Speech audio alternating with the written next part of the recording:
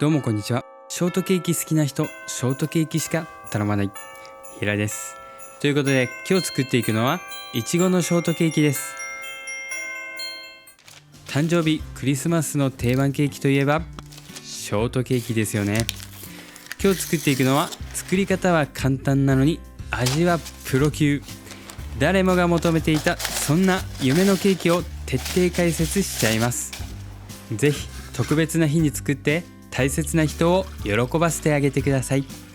では最後までご覧ください。まずはスポンジケーキから作っていきます。事前に型紙の準備をします。型より気持ちいい長さに余裕のある型紙を用意しましょう。続いて湯煎の用意をしておきます。今回全卵と別に卵黄も使っていきます。全卵のみのレシピが多いですが、卵黄を加えるこの一工夫でスポンジケーキのコクがアップしてキメをより細かくすることができるんです。後から生地を入れることになるので、バター、牛乳は少し大きめのボウルに量っておいてください。作業性を良くするために薄力粉はクッキングシートの上に事前にふるっておきます。お湯はふつふつしていたら火は止めておきましょう。あまり熱いと卵に火が入ってしまいます。全卵はよく溶いてからグラニュー糖を加えます。これは卵のダマを防ぐためですね。混ざったら湯煎で温めていきます。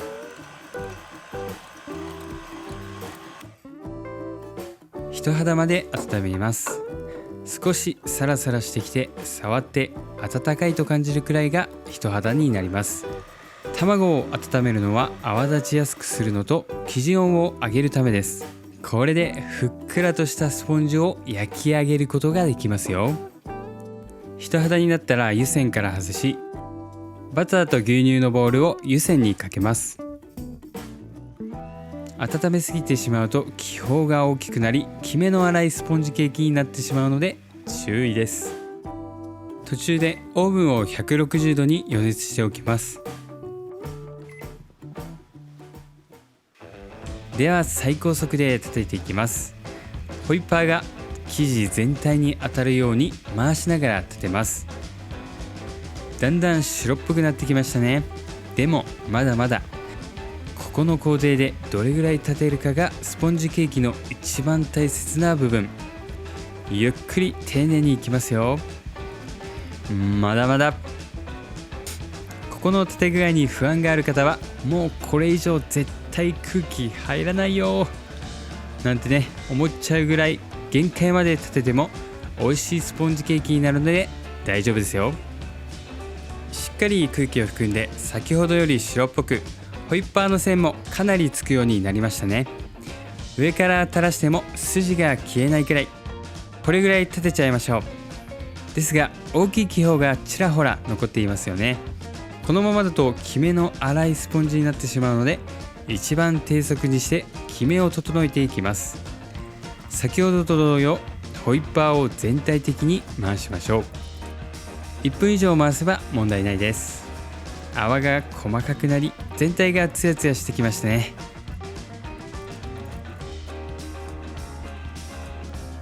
最終的な硬さはこれぐらい。ここまでくればスポンジはもう OK。 いい感じですね。はい、ここで深呼吸。よく立てた生地にこれから材料をどんどん入れていくので生地の泡が壊れていきます。ですが大丈夫、実は簡単なので一緒に見ていきましょう。ふるっておいた薄力粉を一気に加えます。ゴンベラを縦に入れ、ボウルはゴンベラの逆方向へ向けて回します。ゴンベラは常に縦に生地をすくい上げるようにボウルの底、横を通します。また縦に生地を切るようにボウルの底を目指します。これを粉気がなくなるまで繰り返します。はい、 OK です。湯煎にかけておいたバターと牛乳に生地の一部を入れて合わせます。一すくいぐらいですね。湯煎にかけていると約60度前後になります。これぐらいの温度で合わせていきます。細かく温度計で測る必要はありませんよ。残りの生地と合わせていきます。粉と合わせた時と同じように合わせましょう。もう皆さん慣れてきましたね。いい感じです。バターを加えたら生地の泡をどんどん潰しにかかります。ここからは手早くいきますよ。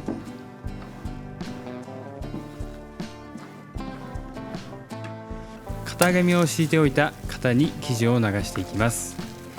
最後の生地と最初に入れた生地は空気の量が異なります。なので最後の生地を入れてからはよく混ぜてなじませましょう。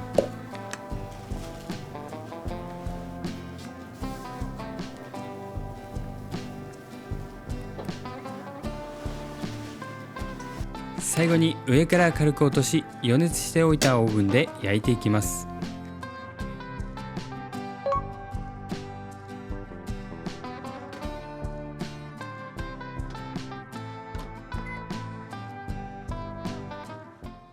焼き上がりは竹串を刺して生地がついてこなければ OK。 焼けたらすぐに食を与えます。大事なのでもう一回言います。すぐに上から食を与えて中の蒸気を抜きます。これをしないと生地が大きく縮んでしまいます。気をつけてほしいのが、生地が完全に焼けていない状態、中が生焼けのスポンジに食を与えるともう戻らないので、焼けているかしっかり確認してください。そしてすぐに型から外します。熱がこもって焼き縮みの原因になります。そのまま網の上にひっくり返して底の型も取ります。では常温で冷ましていきます。参考までに、焼き上がり底の部分に油染みがあったらそれは生地の混ぜ不足です。最後にもう少し混ぜれば改善されますよ。待ってる間にスポンジに打つシロップを作ります。なくても十分美味しいんですが、せっかく作るならお店の味に仕上げたいですよね。それにはこの工程が重要になります。しっとりしたスポンジになりますよ。シロップはグラニュー糖と水を合わせて砂糖を溶かすだけです。今回はレンジで溶かしちゃいます。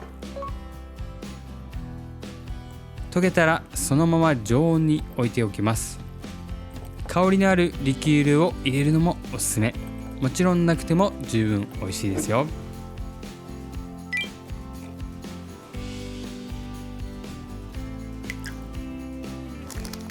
しっかりと粗熱が取れたのでスポンジをスライスしていきます。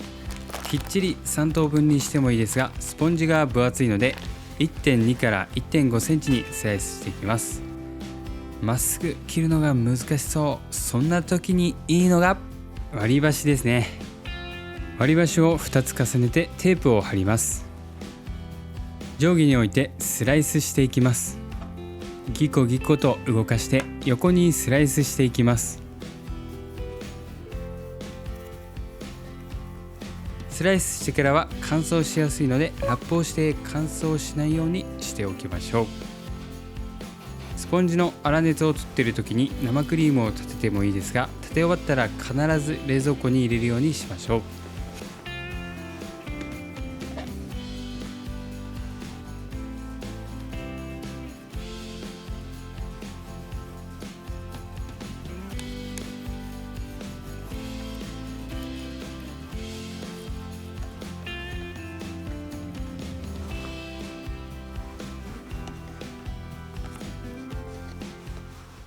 続いて生クリームにグラニュー糖を加えて立てていきます。生クリームは必ず氷水をかまして立てます。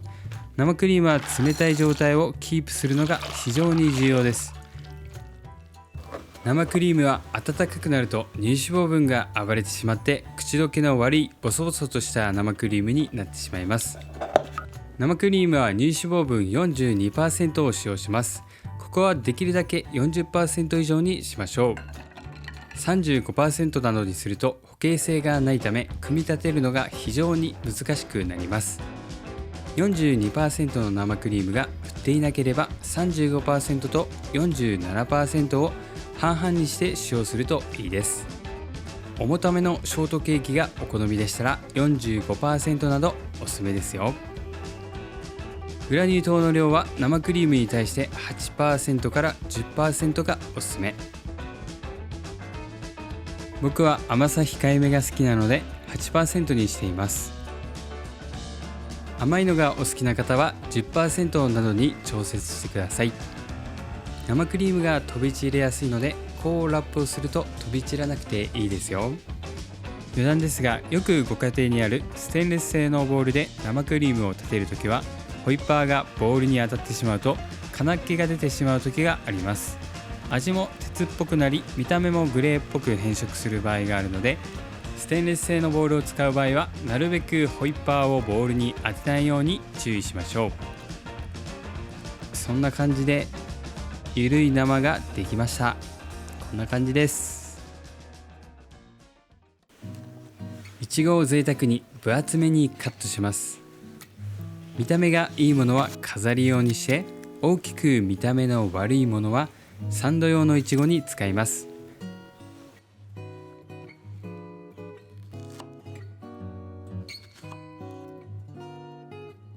切ったものが余るともったいないので、組み立てながらカットしてもいいですね。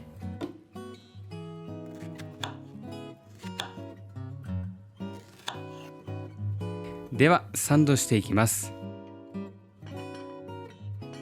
ホールケーキ作りたいけどお家に回転台なんかない、そんな方たくさんいらっしゃいますよね。ここで今回このお皿2枚を使って作っていきます。下には必ず濡れた布巾を敷いてください。滑り止めですね。まあ回転台がある方は 120% で回転台をおすすめしています。一番底の生地を裏返してこれを一番下にします。お皿の中央に置いてください。シロップをまんべんなく打ちます。3等分を適当に打ってください。サンドには固めの生クリームを使用します。全体的に固めの生クリームを立てるのではなく、必ず使う部分のみをよく立てましょう。なので上の方はゆるい生クリームが残っている状態です。怖ければ少しゆるい生クリームを別のボウルに移しておくのもいいですね。よく何分立てとか聞きますよね。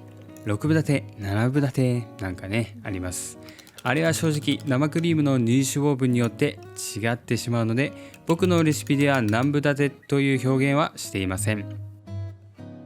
ホイッパーで持ってしっかり持てる固めの生クリームを使用していきます。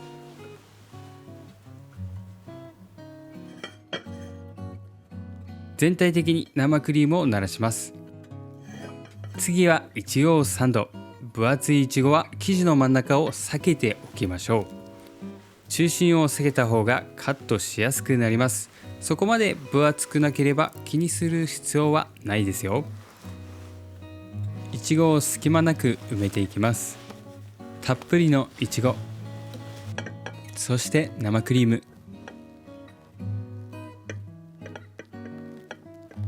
生クリームの量はいちごが見えなくなるくらいたっぷりとのせます。2段目も同じ作業を。2段目から加えてほしい魔法の材料をご紹介いたします。愛する人を思い浮かべ、そこに情熱を燃やし、そう、愛情です。これを入れると入れないとじゃ美味しさが全然違うわけですよ。はい、たっぷり愛情入れました。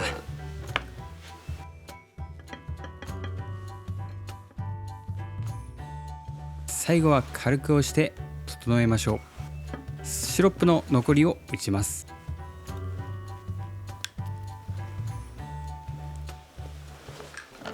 続いていよいよナッペと言われる工程、生クリームを周りにコーティングしていきます。最初に一度下塗りという作業を行います。下塗りをすることで隙間の空いている部分を埋めたり、スポンジのカスだったりを封じ込めることができます。ここは薄くで大丈夫です。先ほどの固めの生クリームを使用しましょう。最後に角を取っていきます。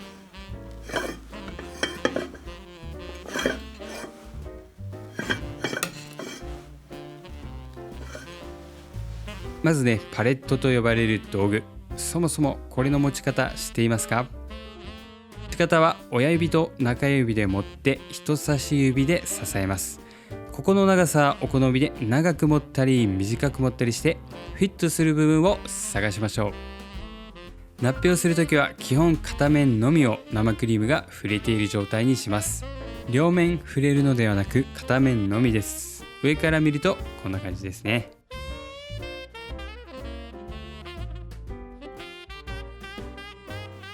ここからはほんのり緩めの生クリームを使用します。左右にパレットを動かして生クリームが全体的に広がったら最後一周させます。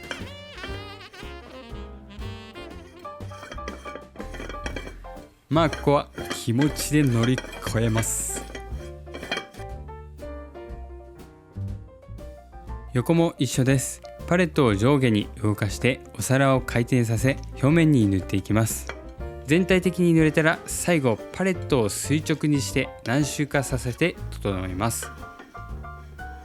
腕をしっかり上げてくださいね。最後に角を取ります。上から着陸、そして離陸。そうなんです。ここは飛行機をイメージするといいんです。ではもう一度流れで見ていきましょう。